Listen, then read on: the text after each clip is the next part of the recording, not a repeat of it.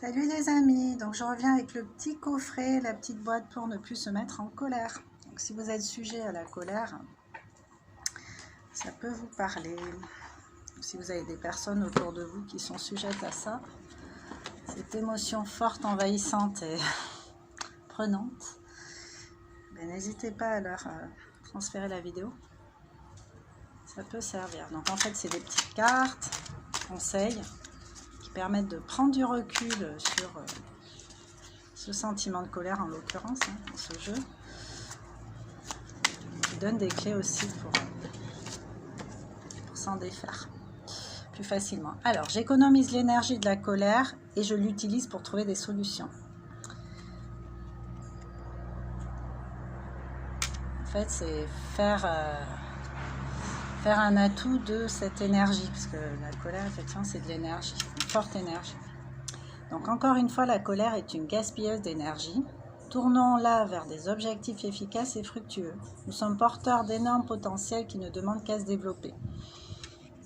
C'est ça.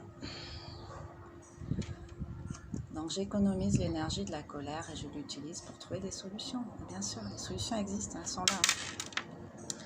Donc plutôt que de me mettre en colère, surtout si j'ai l'habitude de me mettre en colère pour la même chose, par exemple.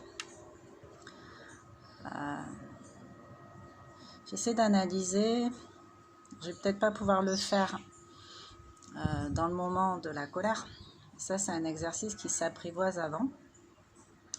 Et du coup, je vais essayer de repenser à une scène où je me suis encore mis en colère une énième fois pour des raisons futiles. Et j'essaie de sentir sa façon de venir à cette colère. C'est quoi les stimuli qui ont fait qu'à un moment donné, j'ai passé le cap et ça y est, je suis partie en vrille dans un monde incontrôlable. Voilà, quels sont les stimuli? Qu'est-ce qui me met en colère? Qu'est-ce que je ne supporte pas, qui est vraiment insupportable à l'intérieur, qui fait que je monte en pression? Qu'est-ce que je ressens dans mon corps quand c'est comme ça? Ce genre de questions, vous pouvez vous les poser en amont pour essayer de déceler qu'est-ce qui me met en colère, comment ça se fait que je me mets en colère aussi souvent, ce qui déclenche ça en moi, parce que les autres sont juste des déclencheurs, mais la façon dont on reçoit ça, c'est ça qui détermine comment on réagit et la force avec laquelle on va réagir.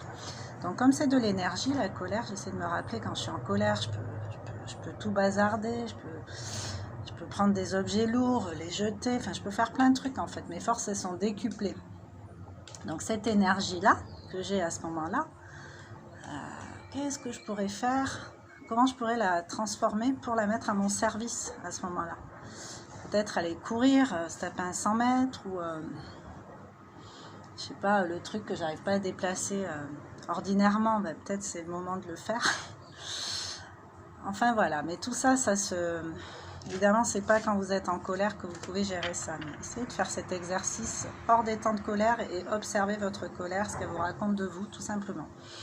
Allez, une deuxième carte pour ne plus se mettre en colère. Je remplace la colère par l'affirmation claire de mon désir. Ouais. Donc la colère nous sert parfois d'excuse inconsciente pour céder sans trop perdre la face à nos propres yeux. Il faut donc d'abord cerner l'importance et la validité de son désir, puis l'affirmer clairement. C'est ça, derrière la colère, en fait, il y a une frustration qu'on n'a pas forcément identifiée, c'est pour ça qu'on parle inconsciente. Et l'idée, en fait, c'est de mettre des mots dessus. Il faut cerner l'importance et la validité de son désir. Qu'est-ce qui me frustre? C'est des gens, ils vont se mettre en colère, ils vont se mettre à insulter, taper, enfin ça va passer par la violence et c'est pas de la communication, c'est pas du message. Enfin le message c'est je suis en colère, mais ça explique pas pourquoi. Et du coup, on peut être sujet, être exposé encore et encore à la colère. Donc l'idée c'est vraiment d'essayer de la comprendre cette colère. Je remplace la colère par l'affirmation claire de mon désir. Ouais.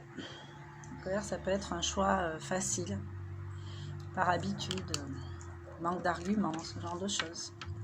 J'essaie de mettre des mots dessus, affirmation claire de mon désir, j'essaie de comprendre qu'est-ce qui est frustré là, pourquoi je me mets en colère à ce moment-là, qu'est-ce qui ne va pas dans mon sens, qu'est-ce qui bloque, le désir non satisfait à ce moment-là. Si je ne me sens pas respectée, je peux me mettre en colère. Besoin de se sentir respecté. Peut-être que par le passé, pas assez de respect, et là, c'est fini quand c'est promis que maintenant on nous respecterait. Mais bon, se mettre en colère, c'est pas se respecter soi en fait. Ni soi ni les autres d'ailleurs, parce que c'est pas de la communication. C'est plus gaspiller son énergie, se faire du mal, et c'est pas la bonne méthode.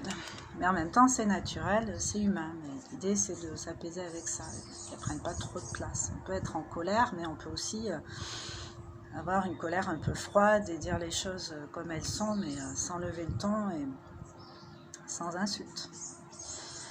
Voilà. Bon, ben, dites-moi ce que vous en pensez en commentaire. Je tiens à remercier tous mes abonnés parce que vous êtes de plus en plus nombreux à me suivre et ça, vraiment, ça me fait vraiment chaud au cœur. Donc, voilà, ça me fait plaisir.